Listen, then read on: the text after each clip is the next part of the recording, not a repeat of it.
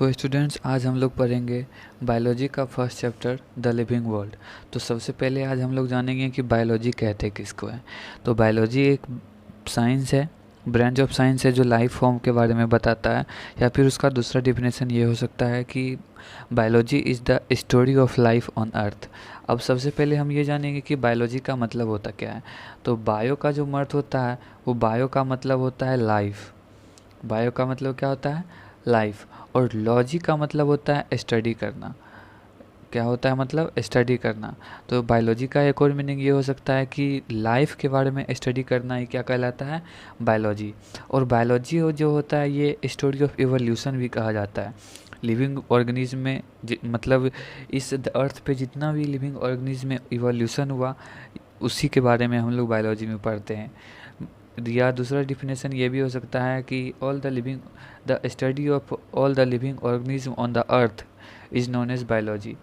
तो सबसे पहले हम लोग ये जानेंगे कि बायोलॉजी का जो सबसे प्रथम ये था कि पहले के जितने भी आदमी थे वो डिफ्रेंशिएट कर लेते थे कि लिविंग ऑर्गेनिज्म कौन है और नॉन लिविंग ऑर्गेनिज्म कौन है। अब आप लोग ये आपको पता होगा कि लिविंग ऑर्गेनिज्म को एक और नाम से जानते हैं और वो नाम है एनिमेट। क्या नाम है? एनिमेट। और इसी में नॉन लिविंग का अगर नॉन लिविंग ऑर्गेनिज्म का बोलेंगे तो इसमें लगा देंगे क्या? इन, यानी इन एनिमेट। लिविंग ऑर्गेनिज्म को क्या बोलेंगे? एनिमेट। और नॉन लिविंग को बोलेंगे इन एनिमेट। स्टूडेंट्स, हमारा जो लिविंग वर्ल्ड है वो डाइवर्सिटी से भरा पड़ा है, और हम लोग में डाइवर्सिटी बहुत फास्ट हो रहा है धीरे धीरे।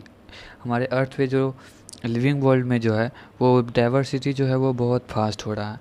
तो एक कैसा बोल सकते हैं, diversity of habitats of organism is also very fast and amazing. तो और ये डाइवर्सिटी जो है वो डिवली इस बात पे डिपेंड करता है कि हम वास्तव में ज़िंदगी क्यों जीना चाहते हैं। तो अगर किसी से पूछेंगे कि आप ज़िंदगी लाइफ क्यों जीना चाहते हैं, तो उसका दो तरह के आंसर आ सकते हैं। पहला टेक्निकल कि आपका पर्पस क्या है लाइफ का, तो टेक्निकल हो गया। ये इसमें दो तरह के आंसर आएंगे।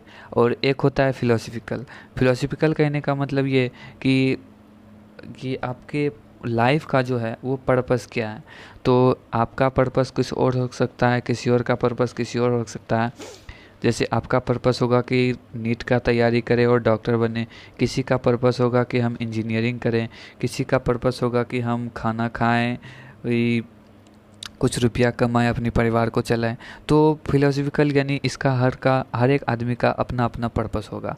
और टेक्निकल कहा जाए तो टेक्निकल में किस आदमी का क्या चीज़ होगा, ये अभी तक साइंटिस्ट खोज नहीं पाया है कि टेक्निकल में उसको इसका क्या उत्तर दे पाए। अभी तक तो फिलोसफिकल का ही खोज पाए हैं। तो आइए अब आगे चलते हैं। तो अब हम लोग जानेंगे कि लिविंग किसको बोलेंगे। तो लिविंग हम उसी को सिर्फ नहीं बोलेंगे जो सिर्फ ग्रोथ करता है। ग्रोथ तो एक माउंटेन भी करता है, लेकिन क्या वो लिविंग है? नहीं है। तो हम लोग ये जानेंगे कि लिविंग किसको बोलते हैं।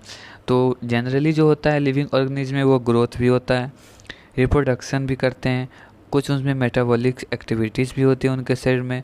जो मेटाबॉलिक का दो भाग में बांटा गया है, एक एनाबॉलिज्म और एक कैटाबॉलिज्म, जो हम लोग आगे पढ़ेंगे।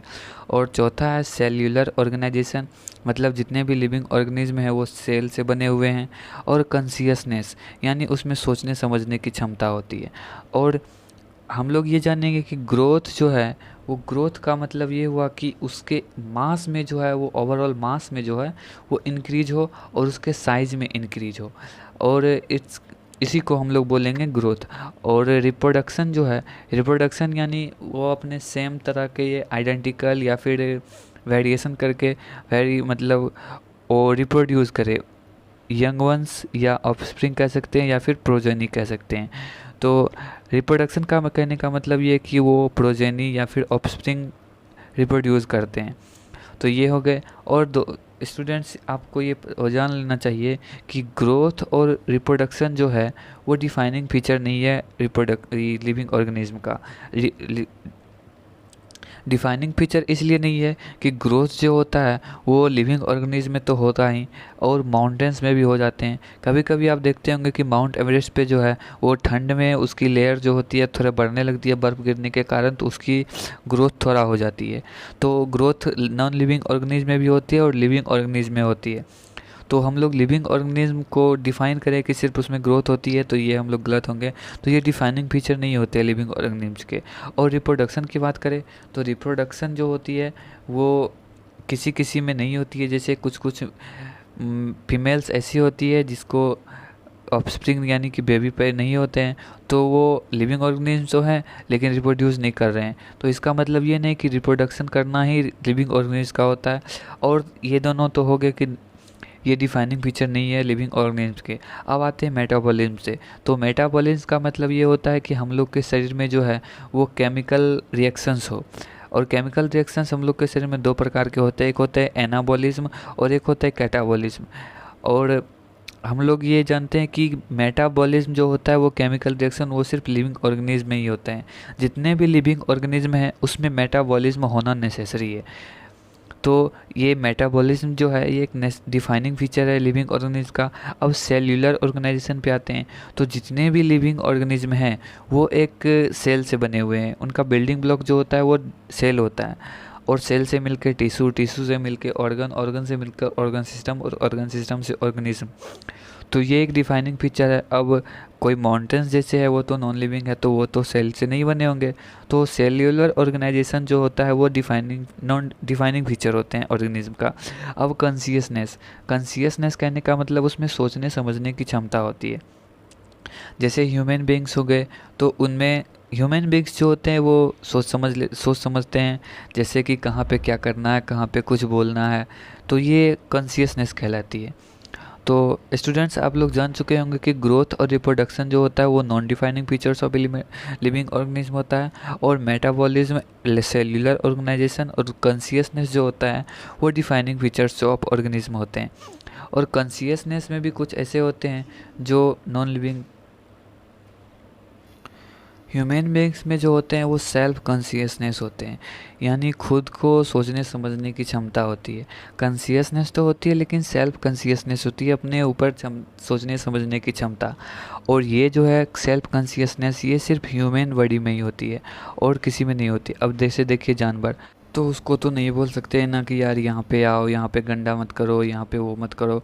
तो उनमें सेल्फ कॉन्शियसनेस नहीं होती, वो अपने ऊपर वो कहीं भी रह सकते हैं या फिर कूड़े कचरे में भी जाके बैठ जाएंगे, उनके पास सेल्फ कॉन्शियसनेस नहीं होती है। सेल्फ कॉन्शियसनेस जो होती है वो सिर्फ ह्यूमन्स बॉडी में ही होती है। तो कॉन्शियसनेस तो होती है एनिमल्स में लेकिन सेल्फ कॉन्शियसनेस सिर्फ ह्यूमन में होती है। तो आज हम लोग सीखे कि ग्रोथ और रिप्रोडक्शन जो होता है वो non defining feature of life living organism होता है। और मेटाबॉलिज्म, सेल्यूलर ऑर्गेनाइजेशन और कॉन्शियसनेस जो होता है वो डिफाइनिंग फीचर ऑफ ऑर्गेनिज्म होता है। तो आगे हम लोग पढ़ेंगे अगले एपिसोड में। तब तक के लिए धन्यवाद।